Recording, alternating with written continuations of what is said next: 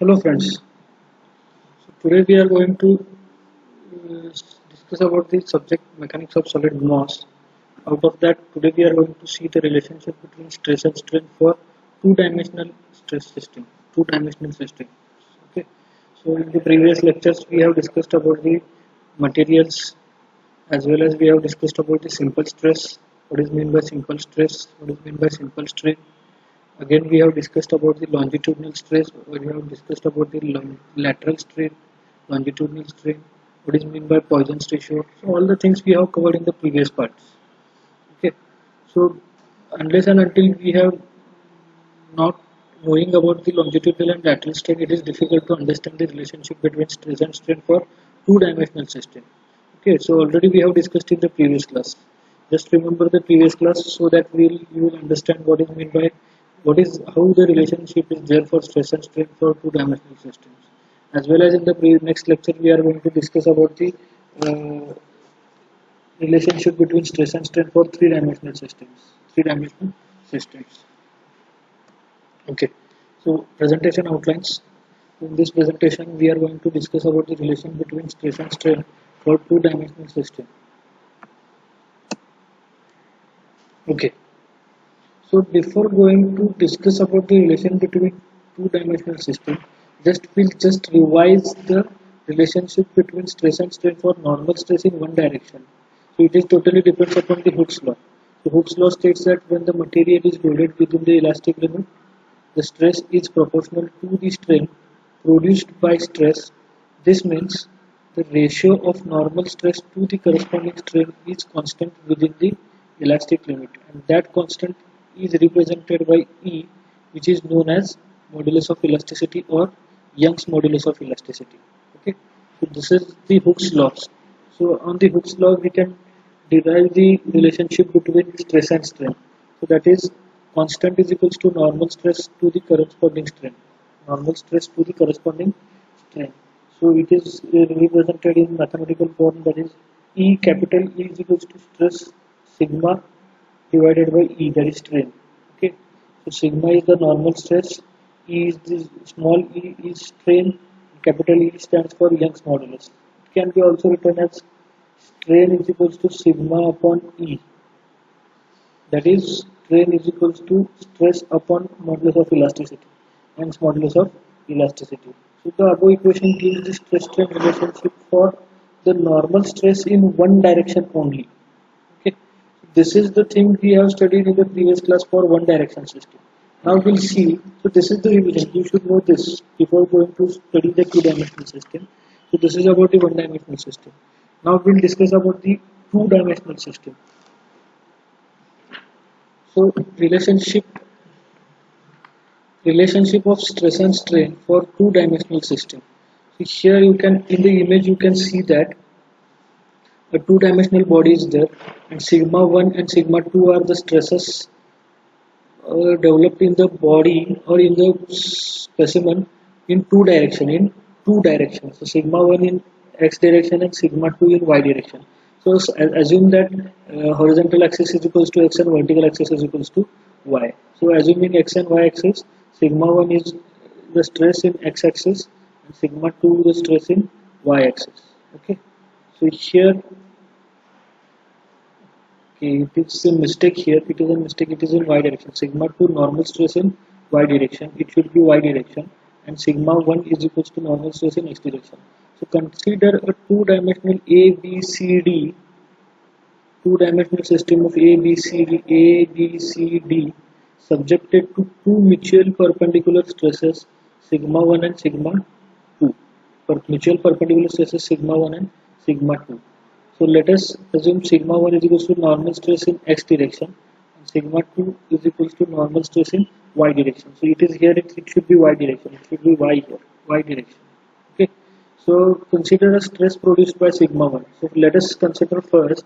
So one by one what we'll do is, so we'll consider first the stress produced due to sigma 1, and then we'll consider the stress produced due to sigma 2. Due to that stress, what will be the strain we'll come to understand. Then only then we'll come to understand what will be the strain here. Okay. So consider stress produced by sigma 1. So the stress sigma 1 will produce. So due to that stress, strain will be produced. Okay. So the stress sigma 1 will produce strain in the direction of x. So this stress sigma 1 will produce the strain in the direction of x, so horizontal axis, in the direction of horizontal axis, and also in the direction of y-axis, and also in the direction of y-axis, in both the direction, 90 degree or right angle to the x-axis, right angle to the right x-axis. The strain in the direction of x will be longitudinal strain. So in parallel to sigma 1 will be the longitudinal strain, and will be equals to, and it will be equals to sigma 1 by E. Sigma 1 by E. E is the modulus of elasticity, Young's modulus of elasticity. Whereas the strain in y direction will be lateral strain. So as in x direction it is a longitudinal strain, it is called as a longitudinal strain, and similarly in the y direction also the stress will be developed, strain will be developed. So that strain will be called as a lateral strain, and it is will be equals to minus mu multiplied by sigma 1 upon E. That is stress produced due to 1 x-axis divided by elastic modulus, modulus of elasticity, and mu is the Poisson's ratio. Mu is the Poisson's ratio. And why we have used the sign minus here? Since lateral strain is equals to minus mu into longitudinal strain. So we have seen this relation in the previous lecture. Due to here we have used the minus sign here. Okay. So this is about the when the stress is produced due to sigma 1. When the stress is produced due to sigma 1. Okay. Due to sigma 1, the strain will be in x direction it is sigma 1 upon E, and in y direction it is minus mu into sigma 1 upon E. Okay, so this is about the strain produced due to stress produced by sigma 1 and strain produced due to sigma 1. That is stress 1 in x-axis. Okay. Now consider the strain produced by sigma 2. Now consider the strain produced by sigma 2. That is sigma 2 is the stress in y direction. That is vertical axis. Y direction it is vertical axis. So by the force, the body is pulled in vertical direction. Body is pulled in opposite direction in vertical direction. Okay. So the stress sigma 2 will be produce strain in the direction of y and also in the direction of x. That's what. So due to this stress sigma 2, strain will be produced in y direction as well as in x direction. So already we have studied in the previous lecture that in the parallel to the force, the longitudinal strain is there, and 90 degree or right angle to the stress, that is lateral strain. So parallel to the stress sigma is longitudinal strain, and right angle to the sigma 2 is lateral strain. So here we have written that the stress sigma 2 will produce strain in the direction of y and also in the direction of x. So what will be the strains now? What will be the strains in x and y direction due to sigma 2? The strain in the direction of y will be longitudinal strain. So that is called as an longitudinal strain because of sigma 2. Okay, and will be equals to sigma 2 upon E. Whereas the strain in the direction of x in x direction. So what will be the strain in x direction? That is called as an lateral strain. And will be equals to minus mu multiplied by sigma 2 upon E, capital E, that is modulus of elasticity. So minus sign we have used in the previous slide. We have seen that why we are using the minus sign, because lateral strain is equals to minus mu into longitudinal strain. strain. So this is the strain produced in x and y direction. Similarly, x and y direction due to sigma 2, due to stress in y direction, due to stress in y direction, that is denoted by sigma 2, that is denoted by sigma 2. So let us assume that E1 is equals to total strain in x direction. So what we'll do is, so in x direction two strains are developed, and as well as in y direction two strains are developed. So what will be the total strain? What will be the total strain in x and y direction? So here you can see due to sigma 2 in y in x direction sigma 2 by e is the strain developed, and in x direction minus mu into sigma 2 into upon e is the strain developed in x direction. So here we'll calculate the total strain developed in x direction, which is denoted by e1, small e1, and total strain in y direction, which is denoted by small e2, small e2.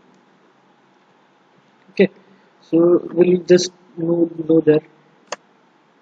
So here now total strain in the direction of x due to stresses sigma 1 and sigma 2, which is equals to, so what we have did here is, so sigma 1 strain produced due to sigma 1 in x direction is equals to sigma 1 upon e. So sigma 1 due to sigma 1 strain produced in x direction is equals to sigma 1 upon e, and similarly in due to sigma 2 the strain produced in x direction is minus mu into sigma 2 upon e, is minus mu into sigma 2 upon e. So this is the total strain produced in x direction. This is the total strain produced in x direction. Similarly, total strain produced in y direction due to stresses sigma 1 and sigma 2, which is equals to, so in y direction due to sigma 1 the stress produced is minus mu into sigma 1 upon e, minus mu into sigma 1 upon e, plus strain produced in y direction will be longitudinal strain and will be equals to sigma 2 upon e, sigma 2 upon e. So sigma 2 upon e minus mu multiplied by sigma 1 upon e is the strain produced in y direction due to stresses in both the directions sigma 1 and sigma 2, that is x and y direction. Sorry, it is due to y direction, it is due to y direction. Stresses produced due to sigma 1 and sigma 2 in y direction, So total here E1 is the total strain in x direction and E2 is the total strain in y direction.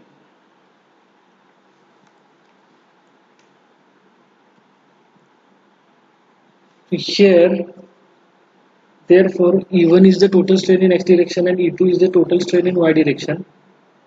E1 is equals to sigma 1 upon E minus mu multiplied by sigma 2 upon E, that is capital E, where E1 is the total strain in x direction, sigma 1 is the stress in x direction, E is the modulus of elasticity, Young's modulus of elasticity, mu is the Poisson's ratio, and sigma 2 is the stress in y direction,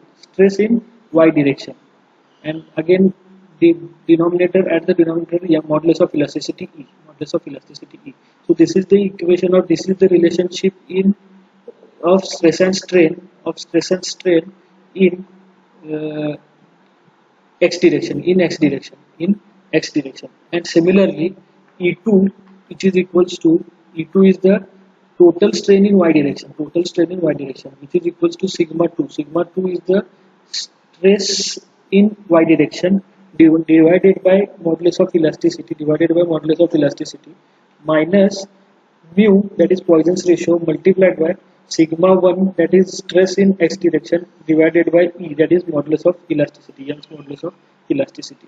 So this is the relationship between stress and strain in y direction. This is the relationship between stress and strain in y direction, and this is the relationship between stress and strain in x direction. So combining these two, E1 and E2, so now we have got an equation that is the relationship between stress and strain in two-dimensional system, in two-dimensional system, force system, in two-dimensional stress system, or two-dimensional body we can say. Okay, so this is regarding the relationship between stress and strain and stress and strain in two-dimensional system. So the above two equation gives the stress and strain relationship for the two-dimensional stress system. So as you can see in this image, sigma 1 is the stress 1 and sigma 2 is the stress 2. So sigma 1 is parallel to x-axis and sigma 2 is parallel to y-axis. And A, B, C, D is the two-dimensional body. Assume that A, B, C, D is the two-dimensional body. So in above equation, tensile stress is taken as positive. Tensile stress is taken as positive. Okay, so sigma 1 is positive due to strain 1. Okay, so here sigma 1 is positive because it is tensile strain, that is longitudinal strain, and in whereas sigma 2 is the lateral strain in case number 1 in x direction. That's why it is denoted by minus sign.